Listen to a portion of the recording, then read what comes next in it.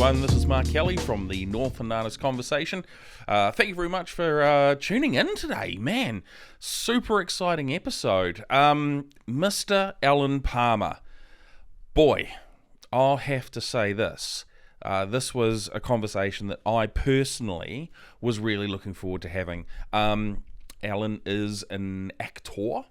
He has got an extensive range of theatre experience, and he talks a lot about that during the conversation. It was really, really nice. He sort of talks about his journey through acting. It's filled with wonderful stories. My goodness, there were so many really, really good ones. So make sure you listen right to the very end of the podcast, because there is some super cool stuff the whole way through. It is really awesome. Normally, I have Andrew, who sits there, but sometimes life gets in the way, and Andrew's busy at the moment with work, and I know work's really busy for him at the moment. So Andrew, mate, we'll get you back in the chair when you get an opportune moment. But I know, at least for now, what are we? We're September, October. I know you're going to be pretty stacked. So if you're watching or listening, you're going to see a lot of me doing the ins and outs. And you know what? That's okay. So, Alan Palmer. Wow. I mean, I don't really know what else I can say. I will say this, though. This was the longest podcast that we've done so far. And honestly, it could have gone on longer. So, with all of those wonderful notes, let's sit down and have a conversation with Alan Palmer.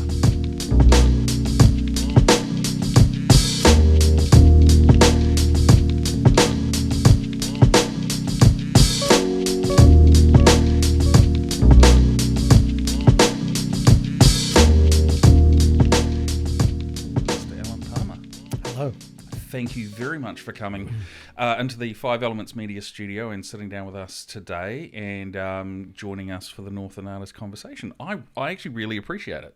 Well, thanks for asking me. It was kind of one of those things. Interesting story as to how your name came about is sort of someone that you have started working with, and my friend and former podcast guest, Michael Boter. Mm-hmm. Actually sent me a message saying, you should get this guy on. And I was like, okay. I don't really need any other thing other than that. But he was like, he knows someone famous. And I was like, well, that's nice. Yep. But if he's a creative person, I'm probably just going to get him anyway. So I was like, cool. So Michael Boter, thank you very much. Now, some basic information. You are Alan Arthur Palmer, and you don't really do social media. No, not really. No. I found that hilarious. So obviously, one of the things we do with everyone that we're going to get on is we have a pre-interview questionnaire, and that's actually your answer. And I find that absolutely fascinating. Is there a particular reason you don't do it? Well, I found that if Facebook just became a little bit of a time waster. Yeah, definitely. Flicking through. I never used to put anything on Facebook because I never thought there was anything terribly interesting for me to put on there, really. Yeah. Way of catching up with people that you might have known some years ago. But in fact, I like to keep in touch with people from that time anyway, the ones I really want to keep in touch with. Yeah. The others I'm not particularly interested in anyway. So, yeah. And I did get sort of taken over by somebody who sent out a message to all my friends saying they should subscribe to this. You got hacked? Yeah. Right. So I got very upset by that and decided that I didn't want to do it anymore. Okay. This is maybe 5-6 years ago, maybe more. I don't know. And a lot of my friends, my good friends aren't on Facebook either. So I haven't missed it. I've gone back on recently because I've got involved with something we've called Arts for Ukraine in Whangarei. I have heard about that. Yes. So a friend of mine, Yaninka Greenwood, who I worked with at the Polytech up here many years ago, she, since I've been back in Whangarei, she came. We got together and we were chatting. And she was born in Czechoslovakia. Right. Came over here when she was 3, but she's been very upset by what's going on in Ukraine. I think it's brought back memories of, the tanks rolling into trauma and stuff. Yeah. Yeah. So she wanted to do something, and nobody knows what to do in New Zealand. No. So we decided we'd just try and raise some money to send over for humanitarian purposes. Amazing. And we'd use, our contacts in the arts and do things based around artistic stuff, if you like. So we're just doing a series of little events and trying to raise some money to send over. We sent $1,000 so far, and that's amazing. it's just that's just from a couple of very small little events that we've done where people have come along. And one was we found a Ukrainian woman who makes borscht, and so she did a couple of borscht classes, and people came along and paid $20 and learned how to make borscht and ate the product, which was delicious, I can say. So that's one event we've done, and I'm putting together a couple of shows at 116 in September. Excellent. Just local variety shows to showcase some local talent, so singing, dancing, magic, and poetry. And they're afternoon shows on a Sunday. Oh, how very 18th cool. and 25th of September. Excellent. Here's the plug. 4 till 6, and come along and be entertained, and you get to just donate to come in, donate a gold coin or whatever, and then you pay what you like to leave. That's a good one, isn't it? That's a great way, yeah. So, I think I'll come. Here's $1 coin. I want to leave. Well, here's $25. Yeah. That's a great way to go. Well, I think if you really enjoyed yourself, you might feel it was worth a bit more, Yeah, so, absolutely. But we don't want to make it difficult for people to be there in the first place. Yeah. And if they really can't afford to pay anything, well, fair enough. You know? Oh, that's amazing, and what a great cause, because obviously it is something that's quite relative and current. We had a guest that we filmed a few weeks ago, and she has got a book coming out. And as we were doing, so the last segment of the podcast is usually it's the promotional segment, and she talked about how the war in Ukraine has affected paper and books being published. So her book initially had a published date, then it got pushed out, and then again and again. And I think it's been pushed out again one more time. So we actually haven't had her podcast yet. Okay. But so she was sort of talking about that and sort of the challenges that the war in Ukraine in general has kind of had. So the fact that you're doing something like that is, I think, absolutely amazing. Well, it does mean that people can do something. They can contribute in some way, and we're guaranteeing the money doesn't go to anything that's going to kill people. It's there to help rebuild. It's there to heal people that are sick or injured or whatever. Yeah. So we've specifically just said we're not going to supply arms. We're pacifists, if you like, in that respect, but. We want to support Ukraine, and we want them to get through this and come out the other side. And this is the best way we think we can do it, really. Yeah, absolutely. So, so hopefully people will turn up and see that we're going to do an art auction at some point. We're asking artists to donate some art, and we'll auction it, and so we're using our arts background to do this. So what a great idea. Yeah. Well, look. When this is all done, just flick me some information, and we'll actually put it up through our Facebook page as well, because we interview artists, and there's a lot that we've talked with that are very, very community centric. Yeah. So 100%, we'd love to help with that. So absolutely. Great. Let's talk a little bit about your background. Now, you're a thespian. Yes, indeed. Indeed. Let me tell you a story about that. Okay, go. I love this story. When I first came to New Zealand in 1980, I came with my partner Julie, obviously. That's how I got to be in New Zealand. I met her when I was working in theatre in the UK, and she got quite sick, and we came back, and we decided when we come back, we were just here for a holiday, but we would get married while we were here. Why not? Yep. So her sister organised everything for us. We got married at the Domain in Auckland. But I had to get a marriage licence in New Zealand. Okay. So I went to this little place in Otahu. Otahu in Auckland. Yep. Otahu. And it was literally an office with one of those little, grills in front. Yes. With a woman behind it. Absolutely. And so I said, I've come to get a marriage certificate. Oh, very good. She said, so her name, da-da-da-da. Occupation. I said, I'm an actor. There was a pause. She went, pardon? I said, I'm an actor. She said, no, what do you do? I said, well, I act in plays and I get paid for it. Yeah. And she looked very confused. She said, oh, I don't think I can put that down. She said, is there something else I could put down? And I went, well, you could say I'm a thespian. Oh, she said, how do you spell that? So I spelled it for her. And I can show you my marriage certificate. It says occupation thespian actor. That is brilliant.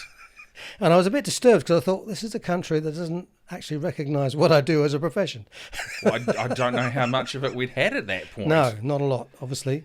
Anyway, we were only here for 3 weeks, and I didn't come back again until 1984. Things had changed a little bit by then, but yes. not much. But it was a real eye-opener to the theatre scene in New Zealand. But yeah, so you were completing a question there. I was, and I'm glad it's going to be like this. I can imagine tons of segues. It'll be great. So you described your upbringing as had a pretty standard, unremarkable secondary education in the UK, working class background. Yeah. Okay, so a standard, unremarkable secondary education.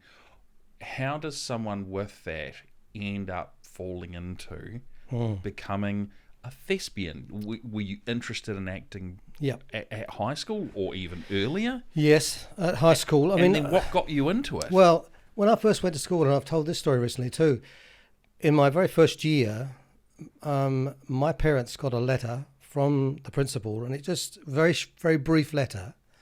It just said, Alan is very backward. We're putting him in a special class which will help him. He'll be in 1C next year. All right? Okay. So that's the letter my parents got after like 6 months of me being at school. So I'm already deemed to be backward. And I don't know where that actually came from, but I think I was just in another world, probably. Right, okay. Like a little fantasy world that I created for myself, and probably didn't pay much attention to what was going on. And I was probably not seeing very much because they discovered I was short-sighted by the time I was 11. Oh, so wow. I probably wasn't all seeing, of those years it's all beforehand. blackboard teaching in those days. Yeah, I probably wasn't able to read what was on the blackboard, and that was probably, so I wasn't paying attention or something. But anyway, they put me in this special class, and the teacher, Mrs. Ball, I remember at this day, she obviously identified that I was somebody who liked to entertain or had a bit of a creative streak. And I remember I'd seen the Disney version of Snow White and the Seven Dwarfs. Yes, yep. And so we had these little doors in the classroom, and they were like, swing doors like this. And I sat there one day and I worked out if I could go out that door and come in there, I could come in as a different character. So I kind of did a little version of Snow White and the Seven Dwarfs with me going out as happy and coming back in as dopey, and going out as sleepy and coming back in as... And I thought this was the best thing, I loved it. And I think the kids in the classroom seemed to enjoy it, I think. But I certainly I remember that. And I was only 5 or 6 years old. Yeah. So one of my earliest memories is, performing in that way. I had a grandmother who would go and entertain at local clubs and societies. And I had quite a good boy soprano voice when I was about 7 years old. Sure, yep. She took me along to sing for a blind club, the Happy Club for the Blind. I sang Cockles and Mussels, and they loved it. And I got this round of applause, and I thought, this is nice. You go on this stage, and you get people applaud you for what you do. Instant gratification, yeah. So I got completely taken by that, and I just was wanting to be a comedian or a clown. I got to secondary school. I mean, by this time I'd started to improve academically and was building up in the grades, and was no longer backward. Well, you've also got your glasses. I got by the time I went to high school, they decided I needed glasses. So that helped obviously. And then I got into doing drama at school, and had a couple of good drama teachers who again encouraged me. And I was, on my school reports you can see that there's, I was good at history and geography and things like that, and wasn't particularly good at maths, English. I don't know, comprehension.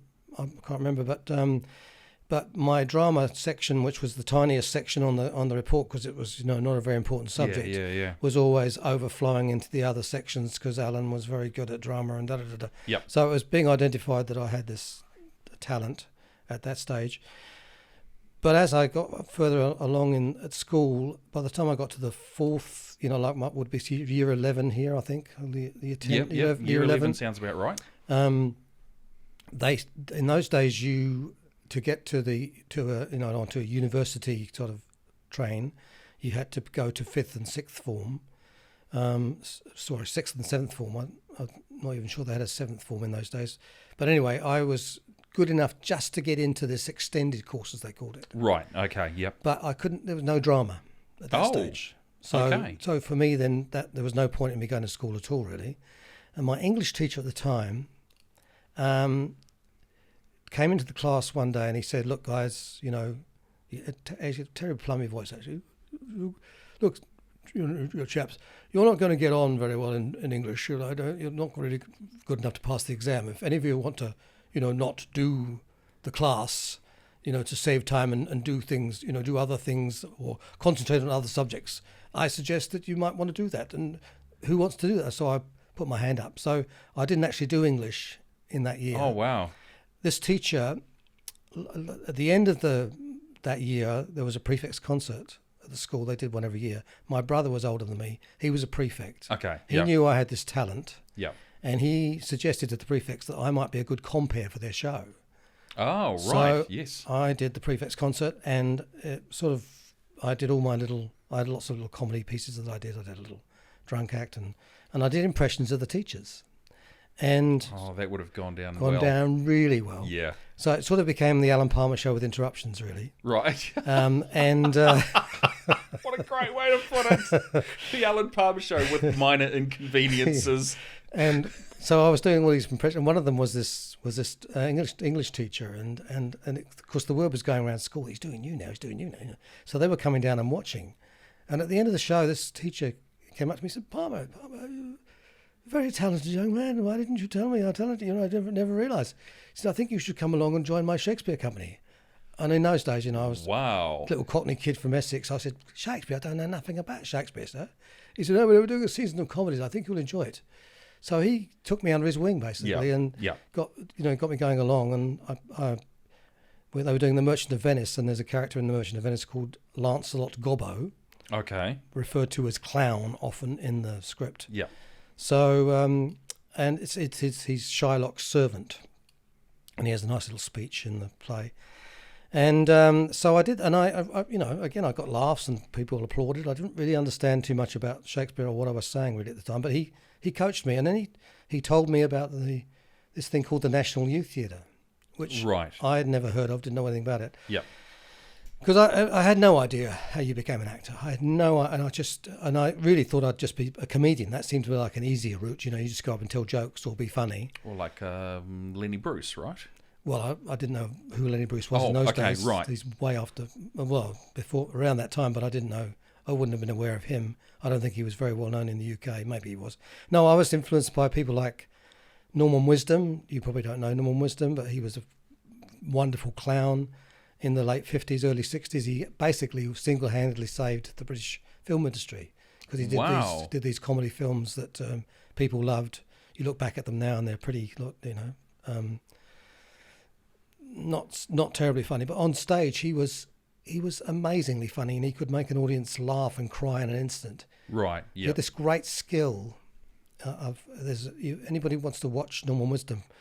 He does a series of chat shows in the UK with people like other comedians like Des O'Connor. But look him up, and he does this thing where he's got this routine where he tries to tell a joke without laughing. Okay, yep. Because the idea is that I hear, Norman, you're having trouble these days. You can't tell any jokes anymore because you keep laughing all the time. He said, "Oh no. I've cured myself with that now. Yeah, I don't do that. I do that." And of course, he goes into this joke and and he can't, and it's brilliant. And if you watch him, you can do the same. He does the same thing every time, but every time it's really funny, and he never finishes the joke. But it's you can't stop laughing at this guy. For me, he's a comic genius. Yeah. And there's a wonderful again on YouTube. There's a very grainy black and white sketch of him and Bruce Forsyth, who you may know. I know the name Bruce Forsyth. So yes, absolutely. They did in the UK. We used to have a show on every Sunday, live from the London Palladium. Okay. Sunday night at the London Palladium. Yeah. And Bruce Forsyth was the compere. And there was one week where there was a big strike of actors and entertainers in the UK. So Norman Wisdom and Bruce Forsyth broke the strike really, but they did the whole show, just the two of them. And there's one scene in it where they do this amazing decorator sketch, which is, again, it's just clowning. Really, really funny. It's a whole thing with the planks. And I mean, I can do that routine. But anyway, he was a great influence of mine. So I just thought I was going to be a comedian. I couldn't understand how I could become an actor, because actors talked really posh and very precisely and all that sort of thing. And, and they were different kind of, they were upper class people who, talked posh. Yes. And when you went to see films in those days, people talked very, very fast and very clipped and like this, and I didn't have that kind. I was just like a Cockney kid from Essex. My mum she was a born Cockney, which is born in the sound of Bow Bells. So I had this real real Cockney accent sort of thing. And but anyway, my teacher told me about this National Youth Theatre. Yes. And he said you have to audition to get in. There are 2 rounds of auditions.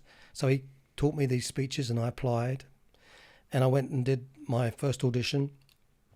And you saw people who were directors of the company, people who directed some of the plays, but not the main guy, a guy called Michael Croft. And if you got through the first round, you got to audition for Michael Croft, and if you got through that, then you got into the company. And they had about 500 kids from all over the UK. Wow. That would come to London. Yep. And they had a school in North London that they took over, a Chalk Farm school it was in North London, where they had 2 big gymnasiums there and other big classrooms, so they could rehearse all. They did 5 productions in a season. Quite a few of them would be performed at a West End theatre, and others would go on tour. How long is a season? Well, only about 3 or 4 weeks. Okay, right. People like Helen Mirren yes. came through the National Youth Theatre. Oh, wow. Derek Jacobi came through the National Youth Theatre. I. Claudius. Yes. Ian McShane, Timothy Dalton, who was a James Bond. There are many, many people who have. I mean, in modern times, you've got. I'm thinking of Guildhall people now, but anyway, there's a lot of people that were in the National Youth Theatre that went on to went to drama school and then become professional actors. So, I was joining that club. I didn't get in the first year. Okay, right. But I went away and got some. When I was talking earlier about being in retail and learning to lay carpets, all that kind of stuff. And finally, for the following year, I was accepted. I got through both auditions. Again, my teacher, John Garton, his name was, taught me the speeches, and I got into the company and ended up going to Germany for a week and doing Julius Caesar. And so that's how I started my journey towards professional theatre.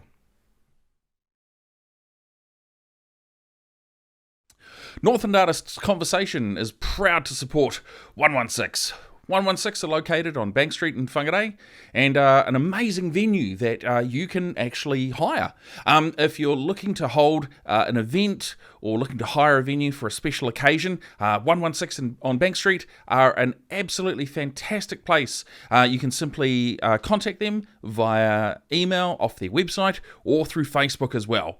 116 have had such amazing events in the past as the Whangarei Fringe Festival, and they've also held the Plunge Pop Culture Convention there as well. They also have local artists that also put performances on, as well as incoming artists that come into the region as well and want to be able to do things like have plays or perform music or any of those sorts of cool things. 116 are also home to the amazing Beagle radio station as well, which is a local initiative that is all set up with some very, very talented people that actually love what they do, and they do it all for free. So it's very, very cool. So 116 on Bank Street, proudly supported by the Northland Artists Conversation. So you're in the National Youth Theatre, and you're about to embark on your first ever, I'm guessing, paid show in Julius Caesar. Yeah. As a young male in his early 20s? No, by this stage I was only 17. 17, Yep. in his late teens. Yeah. What was life like going out and being on tour for a young male in his late teens? Well, it was, I mean, to get into the company and then arrive on the first day at rehearsals was pretty terrifying. Yeah. Because all these people are there. But the remarkable thing was that Michael Croft, who runs this company, ran it. He's passed on now, but I saw him coming towards me, and he's from the north of England. He said, "Hello, Alan." And I was like, "Oh my God!" He knew you. He knew me. Wow. He'd remember. He knew everybody's name. There were, as I say, it must have been 500 kids in the youth theatre. 17. They maybe 21, 22 was the oldest. The oldest, that were there. Yeah. And so it was that, and straight away I felt I belonged, part of it. Yeah, so, yeah, definitely. Because up until that stage, I was, I would have felt sort of outside, not belonging. Yeah. What am I doing here, kind of thing. Yep. But I'd had some experience in the Shakespeare Company back home in Southend, so Shakespeare was no longer, fearful to me. I was beginning to kind of realise what a great, thing this was to do Shakespeare. And also, first season in the youth theatre, National Youth Theatre, you were only in the crowd. You didn't get to play a part as such. Right. So that was pretty comfortable. And luckily, the company was going to Germany for a week. Yes. To do the production in the Ruhr Valley. Lovely, beautiful theatre. We only did 3 shows. Then we did trips down the Rhine, all kinds of, it was like a one. And we were supported by the British Council, and the British Council supports, overseas artists to go overseas, and promote British things, I suppose. And so we got a little stipend of about £12 a week, and I was only being paid about £8 in my job in those days. So that's like your pay and a half. Exactly. Yeah. And I didn't have to spend any money because we were actually, I think we were staying in some sort of hostel there, if I remember rightly. And the play was full houses. The theatre was probably 1,000-seat theatre, and we played wow. full houses. And in the crowd in Julius Caesar, this was a great thing about the youth theatre, which I loved, is that when you've got a big company, which they could have because we weren't professional actors as such. Yeah. The directors were professional. All the people we worked with were professional, but we weren't technically professional actors. Yeah. But we had 60 people in the crowd on stage. And you can imagine the spectacle of that when we're all going, Caesar, Caesar, Caesar. Yeah. It really was like being at the Forum and Mark Antony doing his big speech and so on. That's really immersive theatre as well. Yeah. So it was a fantastic experience, and of course I loved it. Then I had to come back home and go back to work. Right. And but what happened then was a youth theatre started in my local town. I come from a town in Essex called originally Thundersley, but it's near, the biggest town is Southend-on-Sea, so it's at the end of the Thames estuary. Okay, yep. Essex is on the north bank of the Thames. You just come out of London on the north bank and you're in Essex, basically. We'll put that on the Rocky. Yeah. We'll put that on a map somewhere in the middle. Yes, we will. And so there was the Southend Youth Theatre. Yep. Wow. And I also belonged to the Southend Shakespeare Company. So here I was now, a member of the National Youth Theatre, a member of the Southend Youth Theatre, and a member of the Southend Shakespeare Company. So, and of course because I was getting experience, I was starting to play bigger roles and be the sort of leading actor in the town. I was by this time 18, 19, so starting to play some really nice roles and doing lots of plays. And the woman that ran the youth theatre, Hilary Clulow, she was starting a little course at the local Polytech. Mm-hmm. And she had contacts at the Guildhall School in London. I think her sister worked there or something.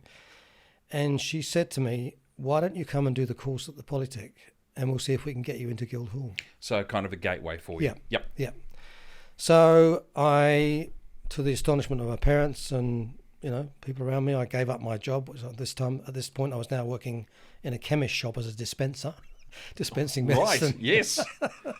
But I went off and they kind of, I think all the other staff in the shop kind of were so pleased because they knew what I wanted to do. And they'd been to see me in local shows and, go on, Alan, you can do this and you should do this. And so I did. I went and did the course at the Polytech, and after a year I auditioned at the Guildhall and was accepted.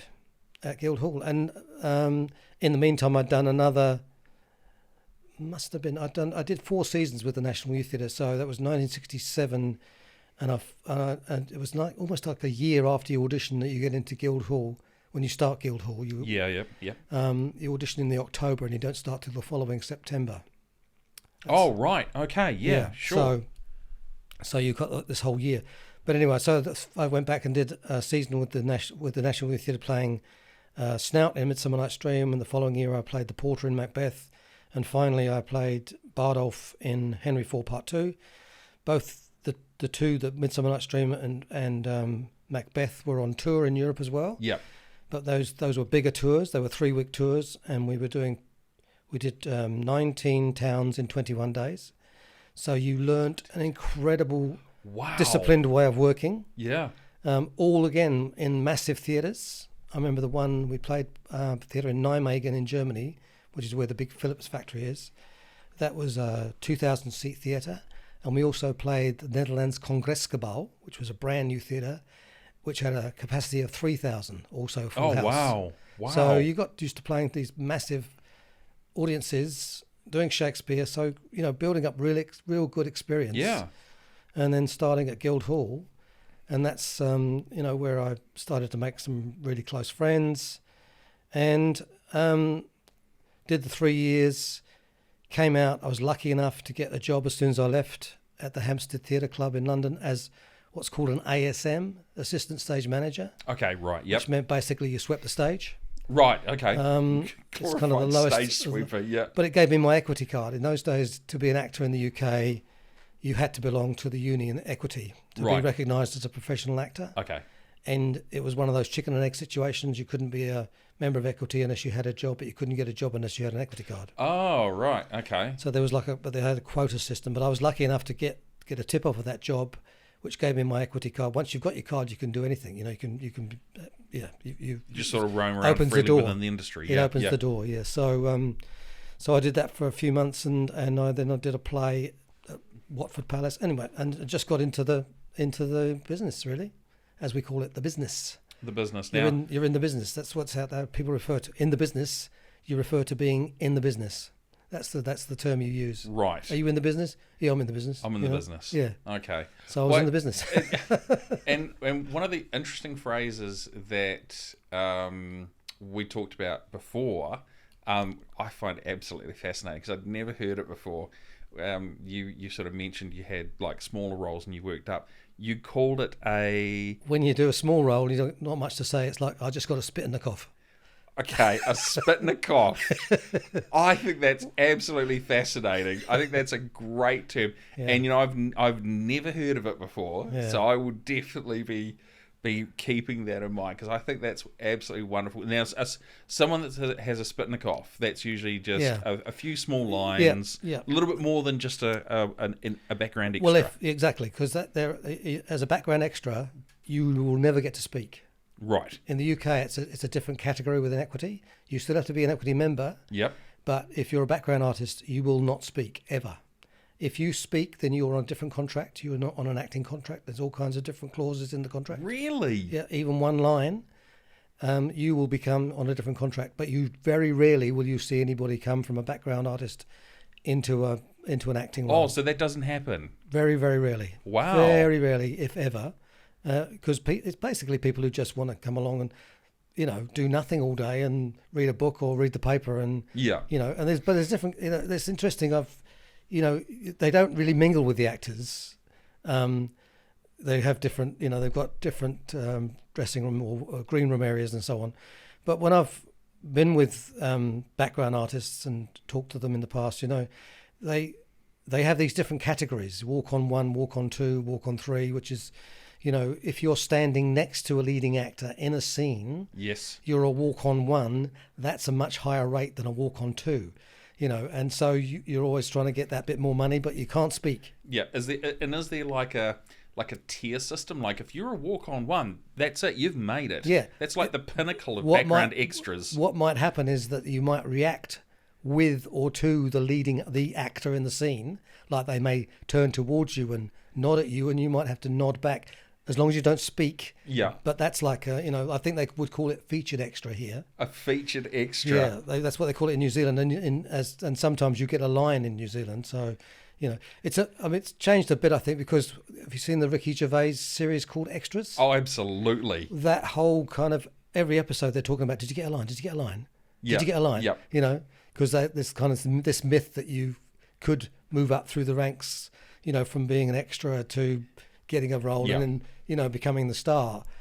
That doesn't really happen, or might happen these days, but certainly in those days when I was in the business, in the early days, that crossover never happened. So, so I started to build up and get roles, and what happened with me was, and I'll tell you the story because I didn't really realise what I'd learnt when I left drama school. I didn't. You leave. It's a great thing. It's a wonderful thing. Fantastic experience, and you do learn a lot about yourself. You learn a lot about who you are, and you learn a lot about where all your emotions come from. Yes, absolutely. And you become comfortable with yourself as a person. Yep. So it's a great personal development tool to be going through a drama school situation. And I've often wondered, what we call acting technique. What is, I've been grappling with this for years in terms of when I've been teaching. What am I teaching? I'm teaching acting technique. What does that mean? What is acting technique? And I've come to the conclusion that what it means is that you've done so much work on yourself that you have the ability to tap into any emotion that's required for this particular role at will. So if you want me to be, angry, I can be angry. If you want me to play a love scene, I can play a love scene. And I can do it on demand. Yeah. Because I've done that work on myself. Yeah. And I know where all that is in my psyche and my body, Yeah. And so that's when you, and that is particularly useful when you're on a film set and you're doing take after take after take, and you've got to do very consistent and things like that. I watched a really interesting breakdown video on the film American Psycho, which stars Christian Bale. Yep. Welsh actor. Yep. From what I remember of that, he was able to make himself sweat on cue for the director. And as someone who has done some acting myself, I always find that, yes, being able to tap into emotions, but it's also having an understanding of your body as well. Absolutely. And obviously Christian Bale's had a very interesting range in terms of body transformation. It's kind of what he's known for. Super skinny roles in The Machinist all the way through to Dick Cheney, where he packed on a large amount of weight. So I would 100% agree with that, and it's very much tapping into your emotions and understanding what the emotion for each scene or moment is required. So you finish up at Guildhall. Yeah, the Guildhall School of Music and Drama. Very nice. I'm an AGSM, an associate at the Guildhall School of Music and Drama. How very professional sounding. And you go out into the world and you get this role as an ASM. And then where does your career sort of take you from that point on? Because obviously as an actor, most people are going to go, what have you done that I've seen or am aware of? Yeah, I mean, that's a question you're always asked as an actor, particularly beginning, You say, as people say, what do you do? I say, well, I'm an actor. And they go, oh, what you been in? Yeah. What have you been in? Absolutely. And I mean, for years, all I was in was theatre, and nobody knows theatre. So they kind of have a bit of a doubt that you actually are an actor because they've never seen you in anything. Yeah. Oh, you're an actor, right? Yeah. But of course, there's a whole world of theatre which we were trained. I mean, in our day, we were trained to be theatre actors. Mm-hmm. That was where it was thought that we would get most of our work. Yeah. As actors, if you get into film and TV, well, that's kind of a bonus. Yeah. In later life or in your career at some point, but it's not necessarily where you're going to be, where your craft is going to be used. It's a different kind of world. That's where the money is, of course. But so you're expected to be working in theatre, and that's what you're geared to pursue. So you make your contacts and you develop your relationships, and in those days, agents would book you for theatre work as well. Mm-hmm. They don't do that now because there's no money for them. But in those days, you'd get booked through an agent. My first job actually came from just writing letters to, not my first sort of important role, came from writing letters to theatres and casting people in theatres. In British theatres, they had casting people at the theatres in those days as well.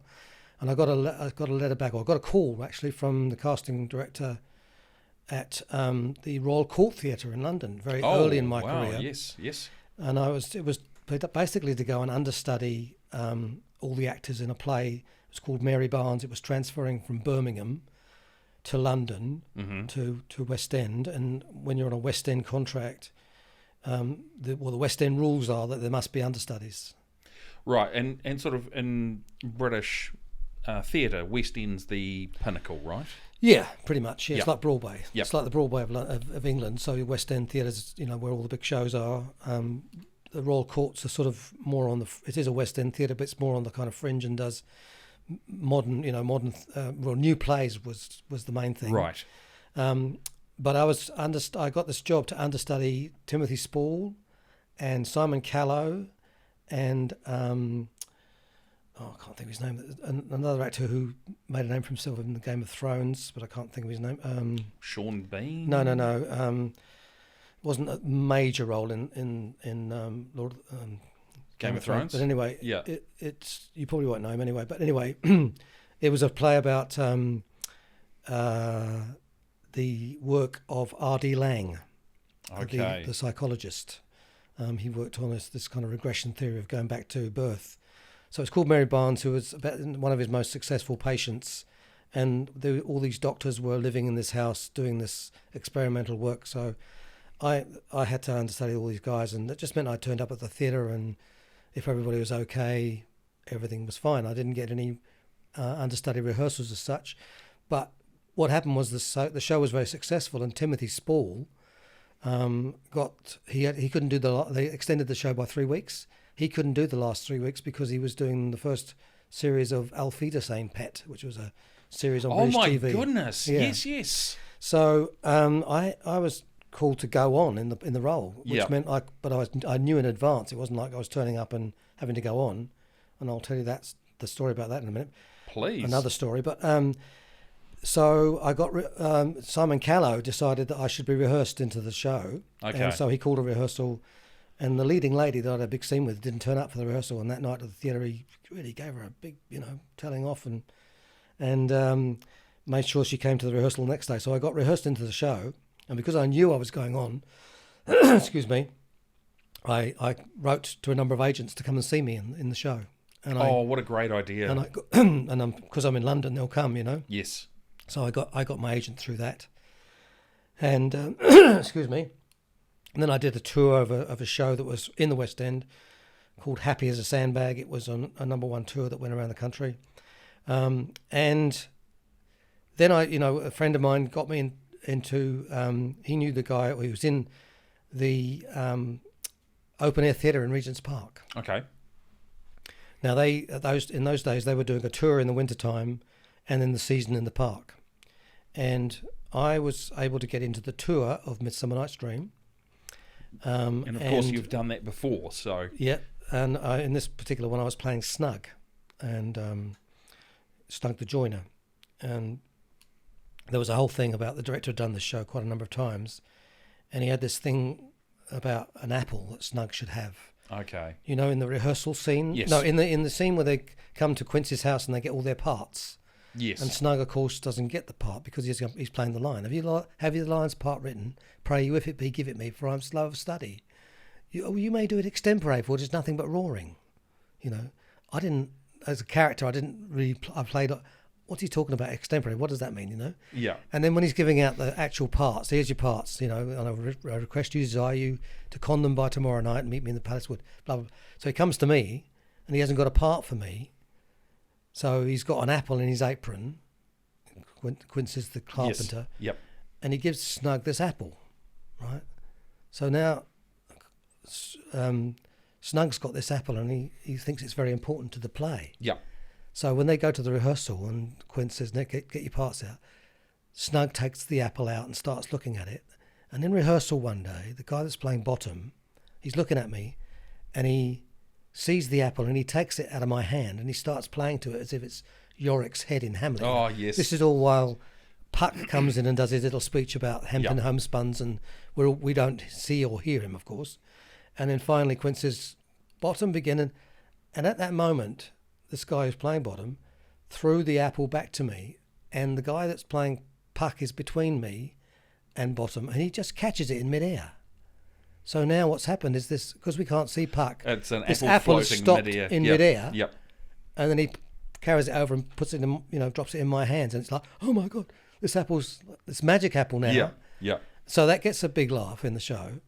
And then when it comes to me doing my speech at the end, the lion speech, to know the I have snug the joiner ram, I pop up with my apple. Yeah. And the girl that's playing Hermia just comes across, takes the apple and eats it, Yeah. So I get this lovely sort of, from the audience. So for me, Midsummer Night's Dream was the story of Snug and the apple. Yeah. And on the rule was that on tour, you didn't get to do the park because it overlapped the season. So that was, usually the given. But the director for the park production came and saw our production, and she actually insisted that she wanted me to play Snug in the park, and that led me into the relationship that I had with the Regent's Park Theatre, which I'll tell you about a bit later. Excellent. Yeah.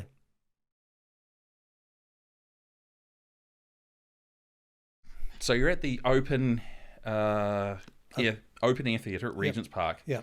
And you are once again presented the apple. Yeah. So yeah. Well, unfortunately, what happened when I went to the park to do it was that we had a different puck, different bottom. So in fact, the whole story of the apple with Snug didn't actually happen. Oh, of course, because that would have been very much the feel of the actors. Yeah, it was. We just discovered it in rehearsal one day, and the director, what happened there? What happened there? And keep that in. And so we actually rehearsed it into the show. Yeah. But as I say, when you got to the new, it was a bit funny because I think there was a bit of a thing going on about who is this guy coming in? He shouldn't be here really. He's done the tour, and so the guy that played Puck wasn't really open to exploring the possibility of introducing this new or this piece of business into the scene. He wanted to do his own thing. Fair enough. Bernard Breslaw, remember Bernard? Before we don't know Bernard Breslaw, he was in all the Carry On films. He was playing bottom. Now I know the Carry On films. Yeah. So Bernard Breslaw was the kind of big sort of gormless guy. He was also in a series called The Army Game in the UK on TV. One of the early sitcoms, predates Dad's Army, but he had a catchphrase which was, "Well, I only asked." Anyway, he was playing bottom. He was very funny, very lovely man. And I remember one night we were in the pub after the show, and people came up to me and said, "Oh, you're so wonderful. Oh, I think you're lovely." She says, "How do you remember all those lines?" He said, "Well, I don't. I just make them up as I go along." "Oh," she says, "you're very good." Oh. People will believe anything. Anyway, so did that season, and I also played Androcles in that season as well, because the director of the park by this stage had started to sort of see me as a up-and-coming actor, and again, he had somebody else playing Androcles again who was leaving the season early. Right, yeah. And he got me to take over the role. Yeah.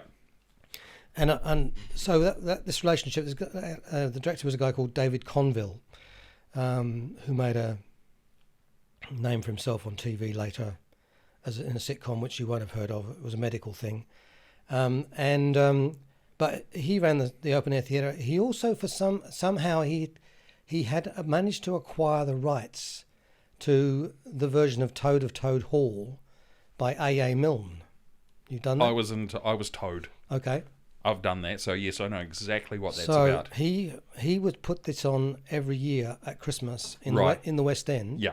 He'd find a theatre that had some other play going on, and he would put it on in the afternoons. They'd do two shows, 1:45 and 4:15 or whatever. Sure. So we'd start beginning of December and go through to the end of January. So 2.5, 3 months. December, might have gone into February, and. By this stage, I was earning a little bit of money, and my wife, Julie, was nursing, and we decided that we would have enough money to buy a little flat somewhere, if we could. Yep. But getting the mortgage, going to the bank, they said, "Oh, what do you do?" And I said, "I'm an actor." And they, "Oh, okay." Yeah. Or did you say thespian? Yeah, I did. No, they do understand what an actor is in the UK. Good. Funnily enough. And then, so Julie was fine. She was a nurse. She was working. That was great. They said, if you can come back with a job, we'll give you the mortgage. Right.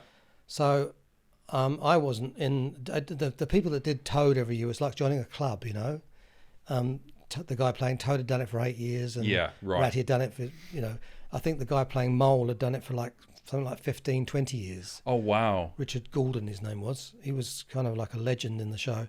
But anyway, I rang up.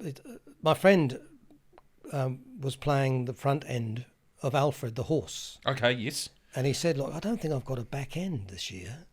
Give David a ring, see if he can get if you want to come." See if he can be, because all I needed to do was get a job, right? Yep. And it was a West End contract, which means I was going to get a minimum of £100 a week, which in those days was quite good money. And so I rang him up. I said, "David, any chance I could get into Toad?" And he said, "Oh, you're a very good actor, Alan, but I don't think there's anything for you really.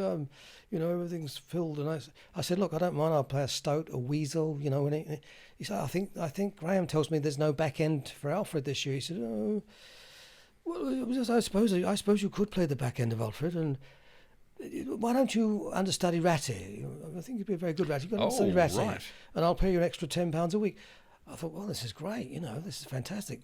So I go to the first day of rehearsal, and I knew some of the people, most of the people actually. "Oh, what are you doing?" I said, "I'm playing the back end of Alfred, an understudy Rat." They went, "Understudy Rat? Oh, really? That's unusual. We don't normally have any understudies." And I discovered I was the only understudy in the show for the season. Yep. So we rehearsed the show. I'm playing the back end of Alfred. It's all fine. The show goes up. This is about 2-3 weeks before Christmas. We played the 2 or 3 weeks up to Christmas. I'd been down and watched the guy playing Ratty a few times. Yep. I'm listening to over the radio, over the tannoy in the backstage area, listening to him do the lines. But I'm feeling very relaxed about it. Nobody ever goes on in the show, So I should be fine, So we're just having a nice time backstage, and we got to Christmas Eve.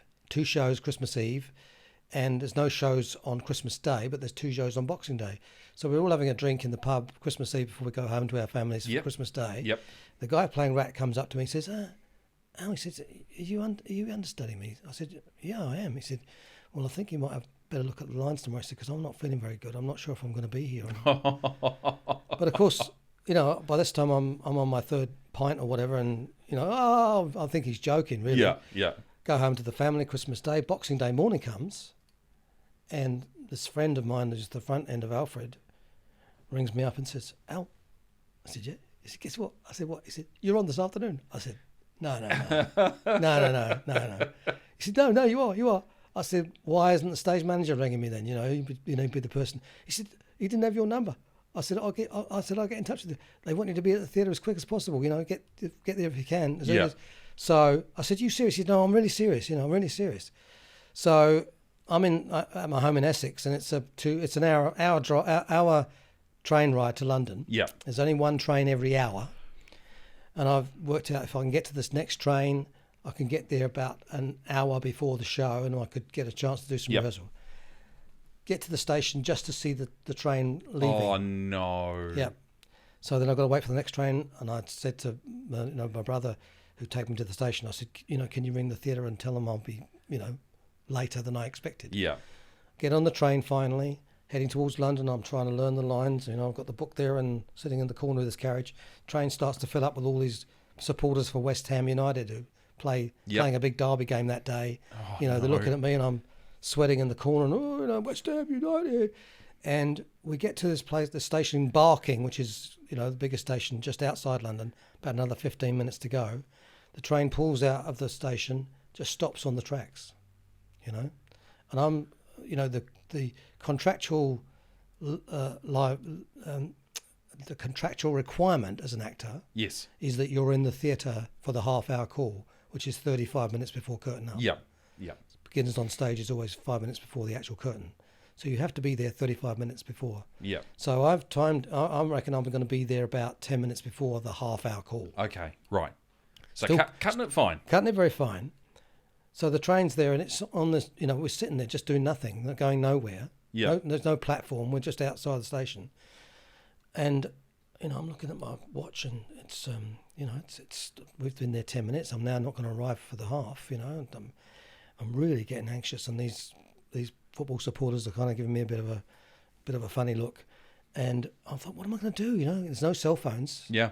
So I see this guy, and he's just down below the tracks in a garden that backs onto the railway line. He's hanging out some washing and he's on the line.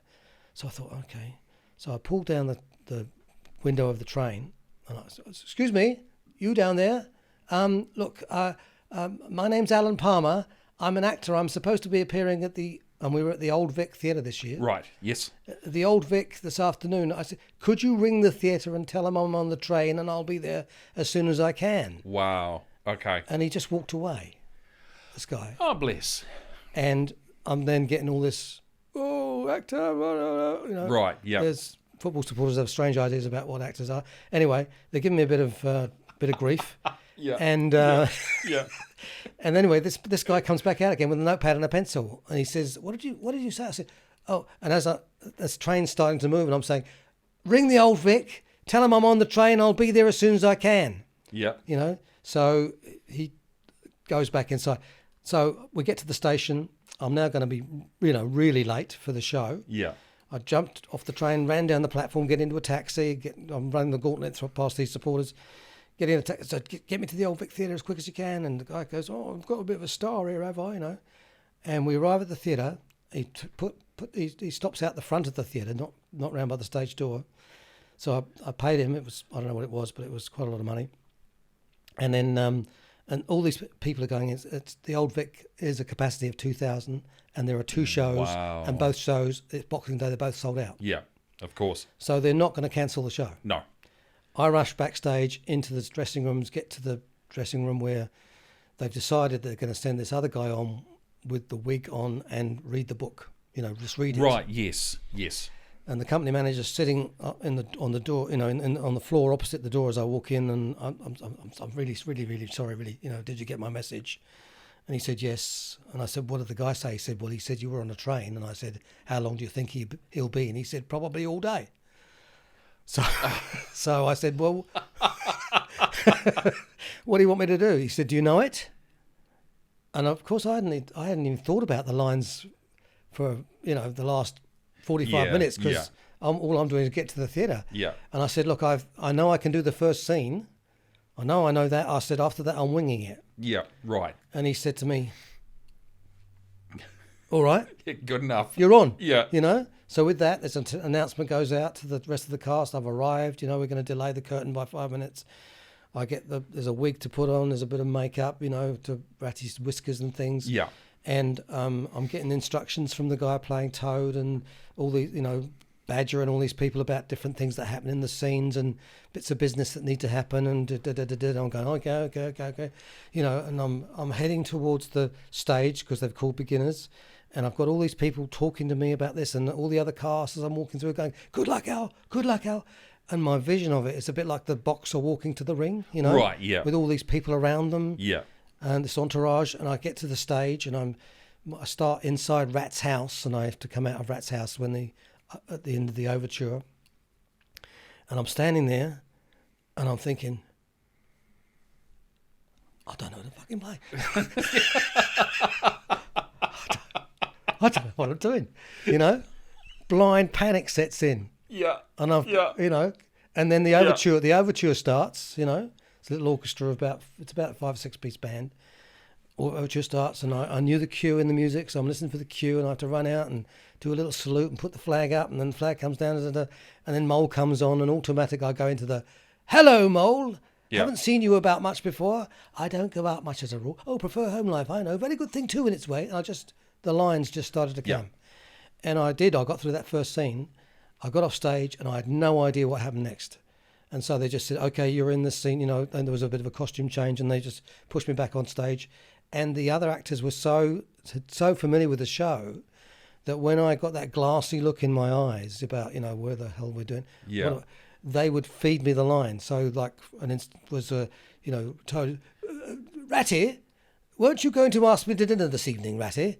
And I'd go, oh, yes, Toad. Would you like to come to dinner this evening? Oh, Wow. I'm glad you asked me that, Rat. Yes. And Wow. I got fed the lines. Yeah. And because I was like right in there in the moment, didn't take a prompt through the whole show. You know, they're very rarely do you get prompts in professional theatre anyway. But you know, so I got through the show, felt amazing, and then half an hour between shows, I've got to do it all again. So I had to do 2 shows, you know, without any rehearsal. Wow. And I got through both of them. The second one was much harder because I wasn't so high on adrenaline. Yeah. I was more aware of what could go wrong. Yeah. But I tell you what, I walked off after that second show and I felt like a king. Yeah, absolutely. And I'd saved the day. I mean, the director was there because he'd come in because he was so concerned about what might happen. And he came up to me and said, "Oh, Alan, you inspire such wonderful confidence." And he gave me a bottle of scotch and, you know. And the following year, the guy that was playing Rat didn't want to do it, and I played the Rat for the whole season the following year. That's brilliant. So, and that experience taught me everything that I'd learnt about in my training. Yeah. The ability to be in the moment, the ability to improvise when you needed to, always saying yes, you know, so because if I'd gone, you know, when he said, "Are you coming to dinner?" I went, "Oh, I'm not sure," or "I don't think so," you know. What's my line? I just said yes to everything and listened and, you know, got through the whole thing. Yeah. The only fan letter I've ever had is from a little kid that watched that show. And I got a little card afterwards saying, because they announced before the performance in professional theatre that in this evening's performance, the part of Ratty will be played by. Yep. So I got this little, you know, we understand it was your first time as Ratty. When we really enjoyed you, we thought you were great, and we hope you get another chance to play it. So that's the only amazing fan letter I've ever had. Yeah. was when I went on, you know, and I literally arrived at the theatre 5 minutes before beginners on stage. Unbelievable. And, it was, and it's, as you can tell, a burning memory in my brain. Well, you know, and you know, those sorts of memories do stick with you because this is obviously a few years ago. Yes, way back, yeah. You know, and the fact that it sort of stuck with you as long as it has obviously means that it is very, very memorable. Yeah, I think the following year when I played Ratty, and it must have been 84, I think it must be, because that's the year I came to New Zealand. Right. And people said, "Oh, you know, you just played a lead in the West End, you know, because we played the whole season. Why are you why are you leaving now?" But it just felt, Julie was needing to come home to New Zealand. She'd been away too long at that stage. I'd been here for that week. I thought, well, you know, there's a film industry in New Zealand. Maybe I'll go and get some work there. Yeah, sure. But, and I don't know what would have happened to my career really if I'd stayed in the UK. I mean, we came over. I got the job at Forum North. I think I told you that I did a show in Gisborne first. Yes. Which sort of gave me the idea that I could direct stuff, which I hadn't really realised before. Got the job at Forum North and started the youth theatre here. And suddenly I had all these other abilities to do things with theatre, just rather than just being an actor. But because I had not made the decision to stay in or to live in New Zealand at that stage, made the mistake of going back in 1988, hit the big recession that happened over in the UK at that time, and couldn't wait to get back because it was, you know, things were really bad in the UK and work was hard to get. And so we had our first child, Sam, in that period.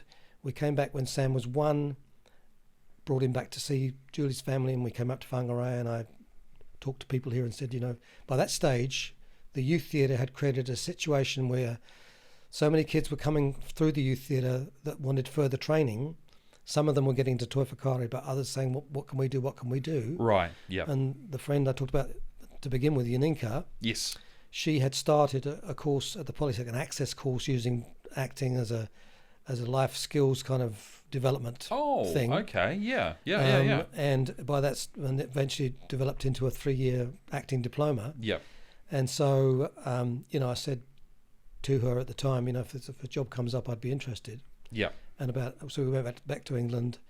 About a year later, a job came up. I was interviewed on the phone, and we were back here. We got back here in December 1993, and I've been here ever since. So I had 15 years back in Whangarei teaching at Northland Polytechnic, and then a little brief period after that where I ran a cafe, which I told you was a complete disaster. Yep.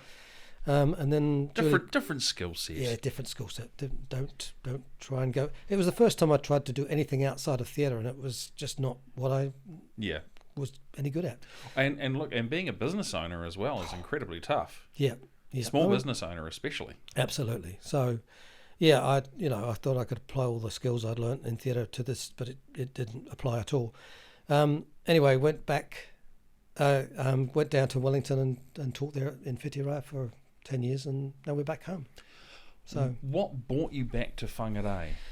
So many friends here. It's where I've built a bit of a reputation in the town in terms of youth theatre. People still youth theatre is still operating. It's not operating in any way, shape or form in the way that it used to, but it's still there. It's still providing a need for young people. I was going to say, things have kind of been a little bit rocky the past couple of years. I'd say worldwide. Yeah, absolutely, of course, with COVID and everything, that's another story altogether, isn't it? And I feel very lucky in a way that I've had the ability to carry on working through that period. If very much so. Yeah. I mean, I guess I did actually retire before COVID hit in Wellington. I think, I was 67 when I finally retired. Again, that course. The whole thing changed. The whole structure of what was happening in Wellington, and that organisation changed, and they moved into this big new building. And the job I had was I was managing the campus in Vivian Street, and also carried on teaching a bit, but knew that when we went to the new building, it would be a much bigger job. Right. And by that stage, I was 67, so I knew I wasn't going to carry on in that management type role. So I retired, but I went back for another year and just did some part-time teaching. Okay. But things did they weren't working too well with that in that new situation, and the Polytechnic hit sort of financial problems. So I just gracefully moved away and so moved back to Whangarei. Yep. Took us another year, I think, to get back up here because Julie's working. COVID actually allowed us the ability to come back because Julie can still work from here remotely. Brilliant. So, yeah. Wow, that's absolutely amazing and very fortunate as well. Yep, absolutely. One of the organisations that proudly supports the Northland Artists Conversation is Creative Northland. I'm going to take just a moment to talk to you guys about it. Creative Northland have been absolutely vital in helping this project get off the ground through its infancy and all the way through to where we are now. We couldn't have done what we've done without their assistance. What we suggest is that if you're a creative person and you haven't heard of Creative Northland, we highly recommend that you reach out to them. Creative Northland, simply do a Google search. They're the top result. These guys are wonderful. They're all creatives in their own way, and they're all very, very well respected throughout the industry that they work in. They're very hardworking, absolutely committed and dedicated to helping the creative people throughout Northland, whether it be through simple things like starting up a project, all the way through to putting on like an exhibition, for example, all the way through to working out how they can start turning what they do into a business. It's all free advice. They give really, really good guidelines and helpful assistance to make sure that you, as a creative, are able to get the most out of what you do. Creative Northland, highly recommend them. Check them out. People that are probably watching this will be aware I no longer have the piece of paper in my hands because there's a few things that I'd kind of like to cover as we sort of wind up this podcast, which for me has been an absolute joy and a privilege to sit in front of someone who's been a working actor and has actually been able to make a living. Might not have been a massive living, but a living nonetheless. Yep. And I think that's always really impressive. Let's talk, where do we start first? There was an article that came out in the Northern Advocate a few weeks ago, sort of announcing that you were in town. Yep. And it talks about a very special friendship that you have with someone. Yep. Now, obviously, once a fair chunk of people will know this actor from Marvel movies. People like myself will know him from Raiders of the Lost Ark. Mm-hmm. Your time with him goes way back. Yep. Way back before that. Yep. And I, of course, am talking about Alfred Molina. Mm-hmm. Is that Alfred Molina? Molina? His actual name is Alfredo. Yes. Alfredo Antonio Francesco Molina. Wow. He's got an Italian... Well, he had an Italian mother. She's sadly passed on now. And a Spanish father, which is where Molina comes from. Right. So half Spanish, half Italian. But he's got an accent like mine. He's English, born in North London. Now, you guys have been friends since... Yeah, well, we met in the Youth Theatre. The production that I did in the last season of National Youth Theatre in the UK was Henry IV Part 2.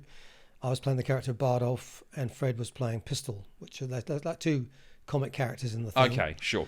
And they're a little bit of a double act, if you like. And so we kind of hit it off there. We knew each other before because he was in the Youth Theatre like me a couple of seasons before that, but we hadn't actually worked in a show together there. Right. We'd seen each other because you always get to see the other shows every season. Yeah. Like in our case, we'd do our last sort of dress rehearsal before we went overseas. Fred was always in the non-Shakespeare productions for some reason.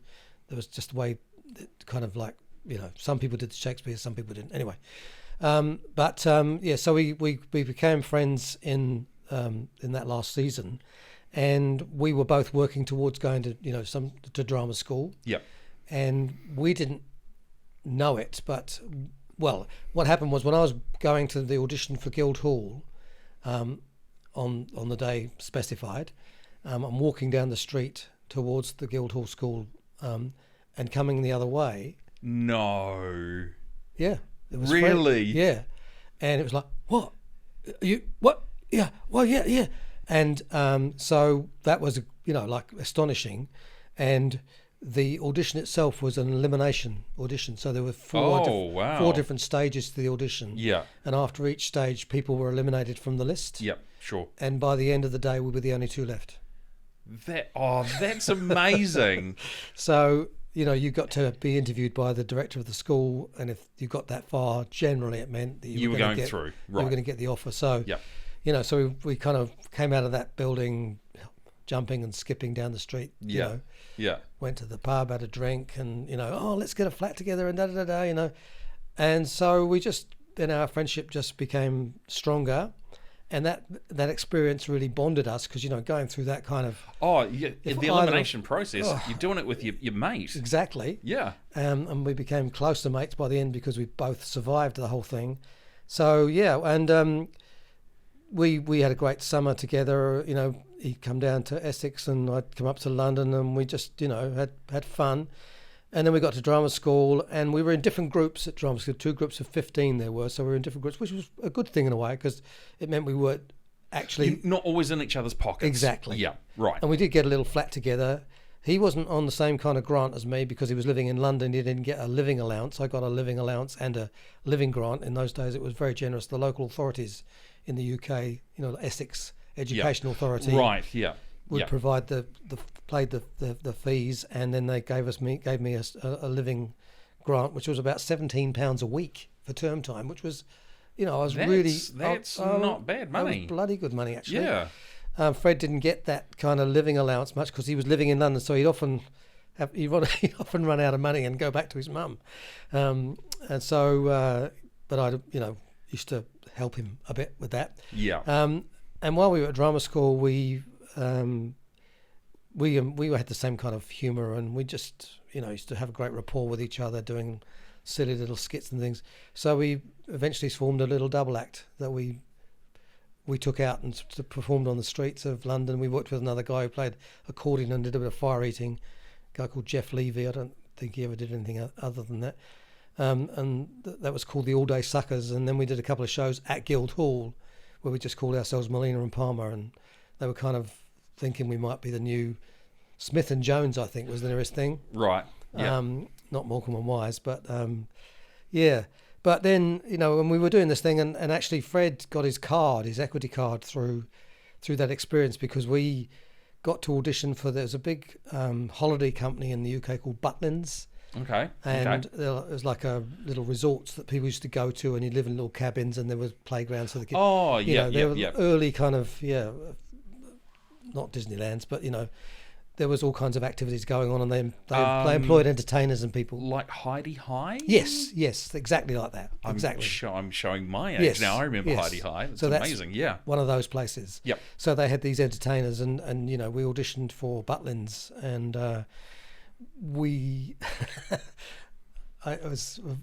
our stuff was terrible, really terrible stuff, but it was all based on this rapport. And we had this act, and we had to go and do this audition. He said, the guy that was auditioning us, the big cigar and things, and he was talking to us, and he said, I think you two. He said, I think you two could be, the next Morgan Wise. He said, right, or you could fade away to nowhere. Right. So quite extreme. He said, I want to find out, and I want to give you a try. And he turns around and says, where's Max Bygraves on next weekend? Max Bygraves was a big star in the UK. You haven't heard of him, but he was a big star, and we go, bloody hell, Max Bygraves is going to be. Anyway, we were told to go away, and they'd ring us up and tell us where we were going to be doing this audition performance. Yeah. And we ended up doing a hotel on the south coast of England near Brighton, but it was a place called the Rottingdean Hotel in Saltdean. Wow, that inspires. Not terribly glamorous, yeah.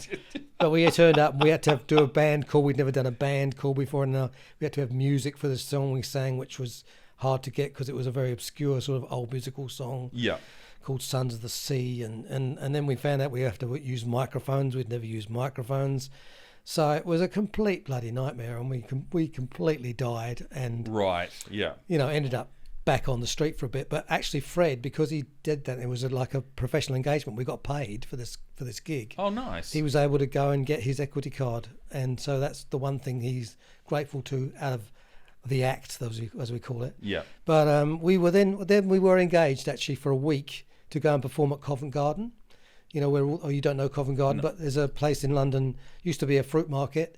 They moved that out, and now it's this big sort of piazza place, or big square in the middle of London, middle of the West End, and they've been that's where big buskers go and perform these days. Oh, right, yes. But in those days, they were just trying to encourage that activity to happen. Yeah. So we were actually paid to perform there for the week. Oh, we brilliant. did a 45-minute show. And over lunchtimes, and they paid us £150, I think, for the week, and we used to be able to put the hat down as well, and we made about another £7 a day in the hat. And there was a big article about us in the Evening Standard down the garden. Something stirred, big half-page article, about these us two doing this act, and it looked like it might move. It looked like it might move, and then I don't know if we were getting an engagement somewhere. Oh, that's right, yeah, the Youth Theatre. By this stage, National Youth Theatre had started a professional company, professional wing. Yep. And they'd done a production with a very prominent English director called James Roose Evans. And it was a production of The Taming of the Shrew, I think. And it was very successful. And so they'd got him back. And this year he was going to do a production of Romeo and Juliet. Mm-hmm. And he saw this article, and he contacted us, or the management of the Youth Theatre did, because we were both it was all about using ex-members of the Youth Theatre. Yeah, sure. In this professional company. Absolutely. So they and he said, look, I've got this idea in Romeo and Juliet. There's a lot of little servant roles. There's Pot Pan and Peter and all these little characters. He said, I'd like to combine them all and have this little double act that runs through the. He said to build up the comedy side of Romeo and Juliet in order to really emphasise the tragic side of it. So, would we be interested? And yes, we definitely were. This is going to be good. And then Fred got a call from his agent, not offering him, but he was able to audition for the Royal Shakespeare Company. Oh, wow! In what they called a player's cast contract, which was like carrying spears and the odd small lump. But you got a year's contract. Wow! So it was either a toss up between a year with the Royal Shakespeare Company or a 3-week season at the. Yeah. No competition. No, so he obviously, and he passed the audition, and they wanted him in the company. So he went, and that's where his career started to take off. He started to get some nice little roles, started to get some recognition, came back into London, did a show called Accidental Death of an Anarchist, which was by an Italian writer called Dario Fo, who became very popular. And he was seen by Cameron Mackintosh, the big producer who does things like Phantom of the Opera and stuff like that. Yes. And he was doing a revival of Oklahoma. Oh, right, yes. Cast Yep. Fred as Judd Fry. Okay. So Fred's in a #1 tour doing the country, came into the West End. Then he did another Dario Fo, also produced by Cameron McIntosh at the Criterion Theatre in the West End. Yeah, his career just took off. Yeah. Now, mine flatlined. I wouldn't say flatlined. I think, but that so in the pre-interview questionnaire that we sent out, the one thing I found, and having talked with you, is that you guys came together. Your careers took different trajectories. Yep. Right. Yep. You've obviously maintained that friendship. Yeah. And then last year, something pretty special happened. Yeah. Well, I mean, Fred's obviously moved eventually to the West End, to LA. Yeah. And took, his film career took off over there. He married a famous actress in the UK called Jill Gascoigne. Which didn't, which helped his profile, obviously. She was a big star in the UK in a big detective TV series. She was quite a bit older than him. Mm-hmm. And, he left his relationship to go with Jill. He had a little girl at the time. So, I wasn't too keen on him doing all that. I was quite, but I still supported him. I supported his ex-partner as well, and his little girl Rachel. But I think our friendship became stronger through that as well. And then he went to over to LA. So I decided if he was in LA, I'd go and visit, so I did, and I've been going pretty much every year. And I guess really what's happened with our relationship is that it's always been the same. There's a whole thing about people who get famous. Yep. And their friends change. The people themselves don't change. The famous people don't change really. Okay. But the friends that they have change towards them because they think they've changed. Yeah. Yep. And so, they all drop away. Our friendship has never changed. We've always been consistently the way we are with each other. Yeah. We're always, having a joke. We can talk frankly to each other. So, we really are best friends. And so last year, sadly, Jill, who was quite, 16 years older than him, she eventually developed Alzheimer's and died several years ago now. Yeah. And in the interim, he'd worked with an actor called Jonathan Groff, who was in Glee and quite a few other things. He's mainly a Broadway performer, right? Okay, and he's been in Hamilton. I don't know if you know. Yes, no, Hamilton. So absolutely. in Hamilton, there's the character of King George. Oh, is that him? Yeah, right. So he plays King. You've seen the one on Disney, have you? Yes. Yes. So that's Jonathan Groff, lovely guy, and he worked with Fred when Fred did a play called Red, okay, which was about the artist John Rothko. He did it originally in London. It went to Broadway. That was with what's his name? Eddie Redmayne. Oh, was it The Theory of Everything? Yes, Jupiter Ascending. A lot of things. Yep. When he was younger, that was one of the first things he did with Eddie Redmayne was that play with Fred in London. Right. Okay. But he also went to Broadway and won a Tony. Yeah. Fred's been nominated for Tonys, Emmys, never won, but I don't know why. But he's been nominated for all these awards. Anyway, he did that. He decided they'd do a production of Red in LA. Yes. Which is not really a theatre town, but Jonathan played the other character. It's only a two-hander. Right. Okay. So he got to know Fred there. Yeah. And he'd also worked with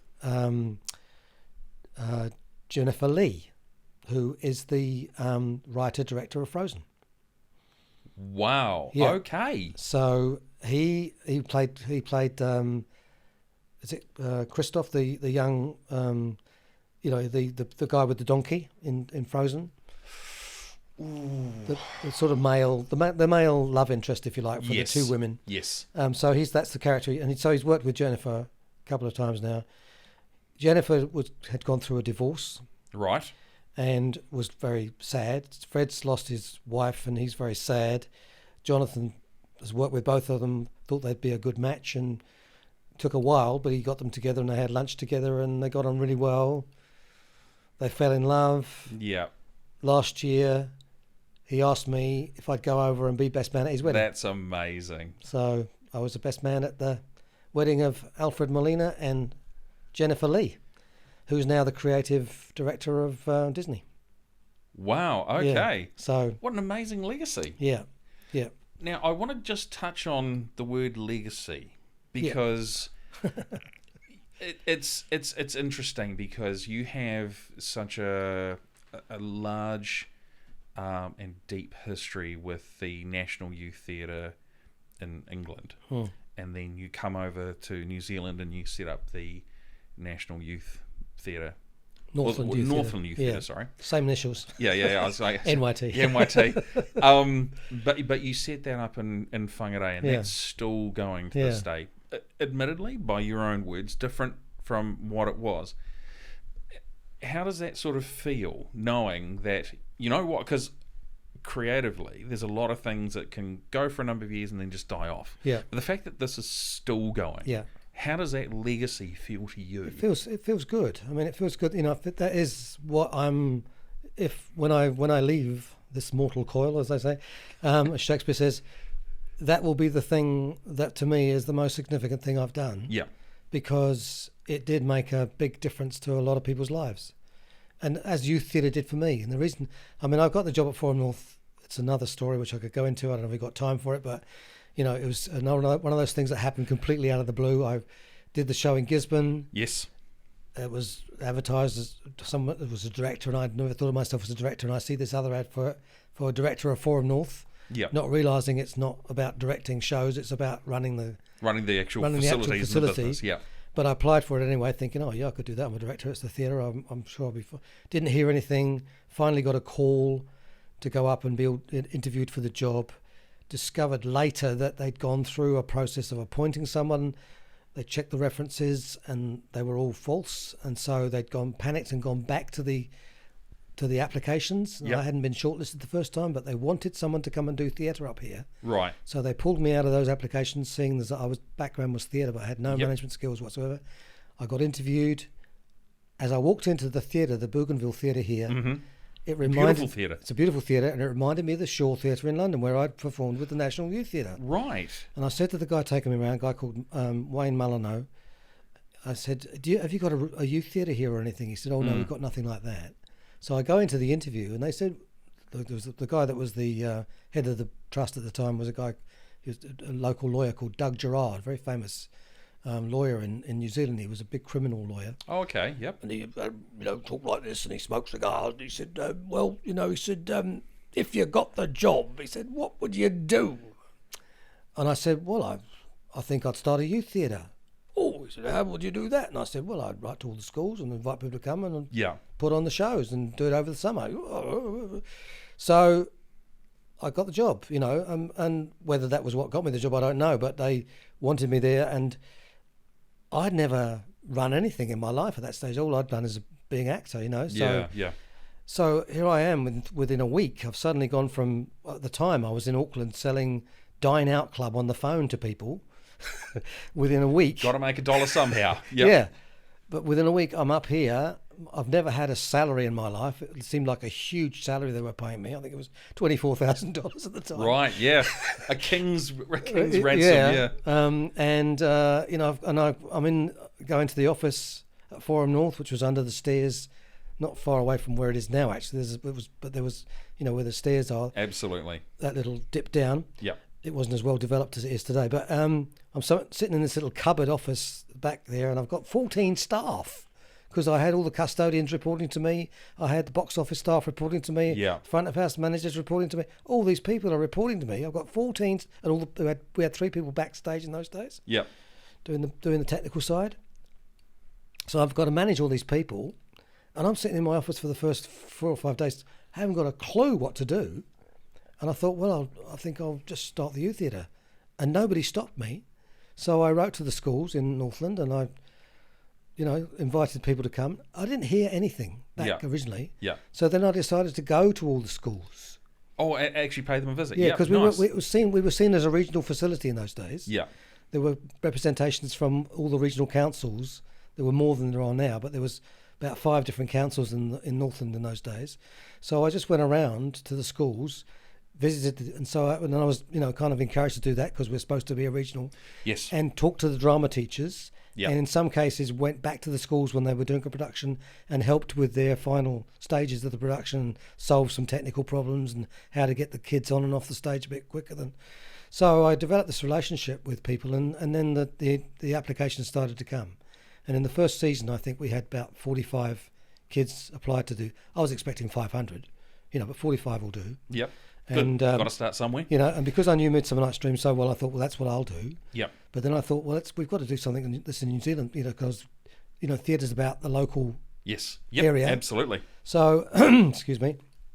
So I'm trying to find a play for young people to do, and couldn't find any. There weren't any plays to do. So I think I'll have to. And the youth theatre was in the UK, had developed a relationship with a writer called Peter Turson, who was writing plays specifically for the youth theatre, large cast plays. One was about football, and it was called Zigga Zagga, and again it was about 60 people on stage doing chants and things. Yeah. And the story was told in front of the crowd behind.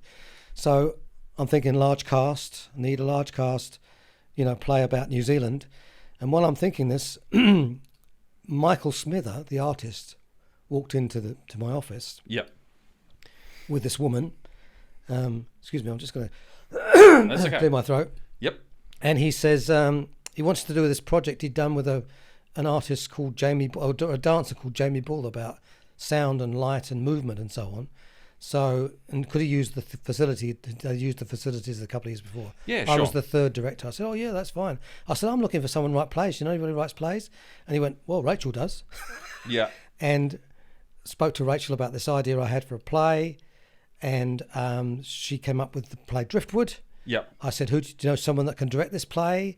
And she suggested this woman who worked for the education department, who turned out to be a woman called Sunny Amy, who's an icon in New Zealand theatre. She is, yeah. She came up. She'd worked with Laurence Olivier in London. She was amazing. We put on the play Driftwood. It's been published. It's been performed by schools. And that was the start of the youth theatre. And because of those people involved in it, and because we were paying people, one of my things was always, if I had a job where I could actually employ other actors, I would always make sure I was going to pay them, because they're always doing things for nothing. Absolutely. So that was the co-puppet I took on. So that, that became the youth theatre. It became a very New Zealand focused thing. When I left there, and I can talk about this, I think briefly, they gave me this lovely bone carving. Yeah, that is lovely. And they gave me this wonderful tuku to bring me back to Northland. Wow. And it worked. That's while I amazing. was in Wellington, I couldn't find this anywhere. I lost it. When we decided to come back to Northland, the first box I opened to repack, found it. There it was. Wow. And it was like the message had been sent, yes, you're going back to the right place. Amazing. Here I am. Mr. Palmer, thank you so much for coming in and said, honestly, it's been such a joy. You have such wonderful stories to tell, and I do get a feeling that we really only have scratched the surface a little bit, and I really do appreciate it. Thank you for your time. Thank you for coming in. And you know what? We would love to have you in again at some point, if you would like to. Fabulous.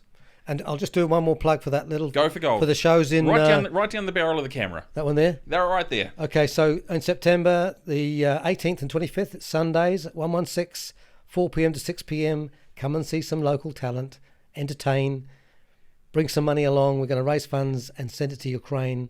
That's what we do in this professional acting community. We do things that are community-based for other communities. So come along. As Alan said, a wonderful cause, helps out worldwide.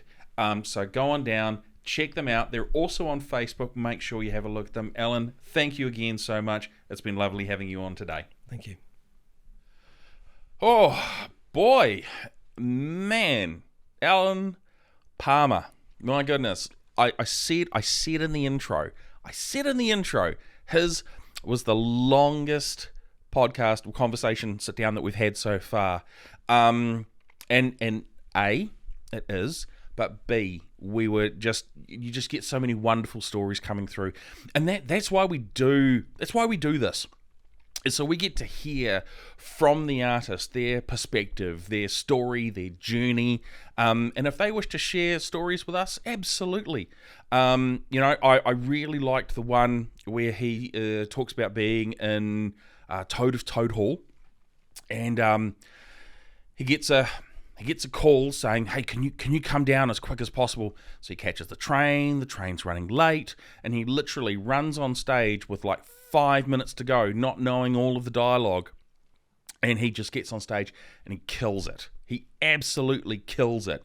Now for me, that's really cool, because when I was younger, before I went to drama school, I was also on Toad of Toad Hall. So when he's talking about all of these different parts and beats in the story, I knew exactly where he was going. So that was super cool. Obviously, there was a wonderful article that was done in the Northern Advocate by former conversation guest Michael Boda, which talked about one of Alan's best friends, and that being Alfred Molina. And it was nice to touch on that, because obviously it's a part of who he is. But I think for me, it was just sort of nicer to hear his journey, not focusing so much on his friendship, hearing about Alan, because it's Alan's journey, it's Alan's history, his influences, his background. Those are the sorts of things that this podcast is all about. So, where can you wonderful listeners and viewers find this amazing information? Well, I will do my best to do what Andrew does. I hope you don't. I hope I do a good job. For our visuals, you can find us on YouTube and Facebook at Northland Artists Conversation. For audio, you can find us on Apple Podcasts, Google Podcasts, and Spotify under Northland Artists Conversation. And if you're an artist and you're not on our radar, we would love to hear from you. And you can email us at hello@northlandartistsconversation.co.nz. I think I got that right, so hopefully that's all good. Now, of course, we have Patreon as well. Been a few issues with Patreon lately. Had a couple of people message me and say, "Hey, look, Patreon's not working," and I've gone through and I've checked it, and I've rechecked it again. So fingers crossed, hopefully it works. But what Patreon is it's an opportunity for you, the listener or viewer, to give a little bit more, to support the podcast, and to contribute to us. So we have two tiers. First tier is what I've affectionately called Cup of Coffee, and all of that is $5 a month. Then we have our second tier, which is what I've called Coffee Addict, and that's $20 a month.